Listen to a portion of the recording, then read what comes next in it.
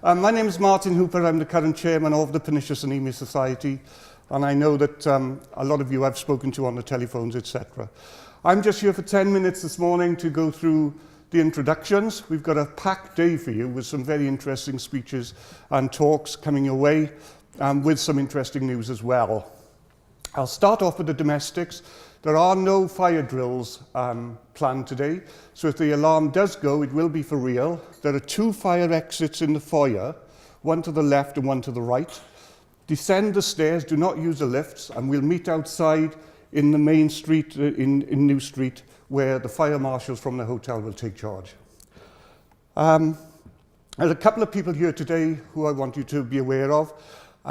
We're now at the 3rd stage and final stage, hopefully, of the research that's looking into abnormal gut bacteria and flora, which is led by Professor John Hunter down the front.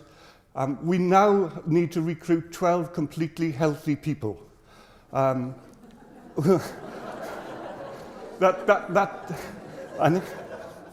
I spotted 1 or 2 here with the film crew, but so if you are interested, if you've had your B12 checked lately in the last 12 months and you don't have any of the symptoms, please consider taking part in the research program. Mike Stevenson, the secretary of the society, is there, and he'll be able to take your details. He'll give you the patient information sheet, and there's a consent form as well. So anytime throughout the day, if you do get convinced that you'd like to take part in the research, please see Mike.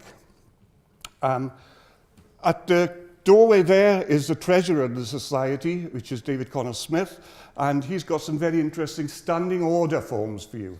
I know a great many of you do contribute monthly now to the society, and it's helped us enormously. We've got 6,500, maybe 7,000 members now, and if everybody just gave £1 a month, we'd be in clover. So if you haven't already considered making a small monthly donation, please see David during the day. Any medical professionals or other professionals who want a certificate of attendance for today, unfortunately they left in my car in the car park in the middle of Birmingham. But if you see Mike again, give your name and address, and we'll get one of those printed off and filled in for you and post them to you as soon as we get back to South Wales.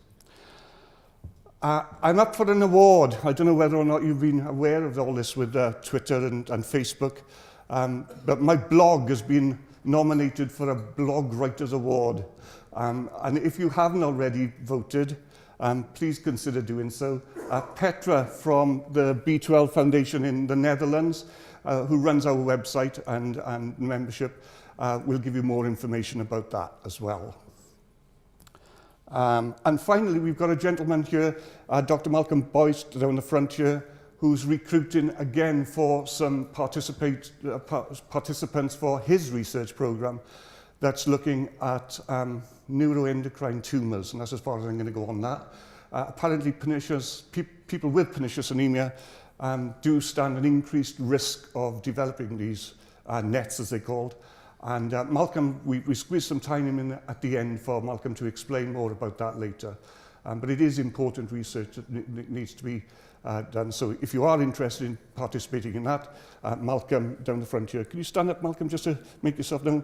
Malcolm's the man to go and see about that. I had some pretty good news last week. I attended, as you know, I do a lot of sort of promoting for the society. I had a meeting down in Nice last week, and I've managed to convince Nice that it's time for them to start looking at the new guidelines from the British Committee for Standards in Haematology, and they are now considering issuing some guidelines on the diagnosis and treatment of pernicious anemia. And they're also looking at ME as well, and they're updating their guidelines on ME, which state that you shouldn't have a B12 test unless you've got macrocytosis, which of course we know that lots of our people don't have macrocytosis and yet they have low B12. So I'm having an input into that as well, so hopefully we'll correct that. So, yeah. No, don't stop. That's it from me. If you want to have a chat to me throughout the day, if you want a copy of my book signed, I'll be happy to do so, but as I've said before, it's the unsigned copies that will be the rare ones in the future. but I'll be happy to do that. We've got some people in the back there as well. Hammersmith Books, who published my books, that's Georgina Bentiff's at the back.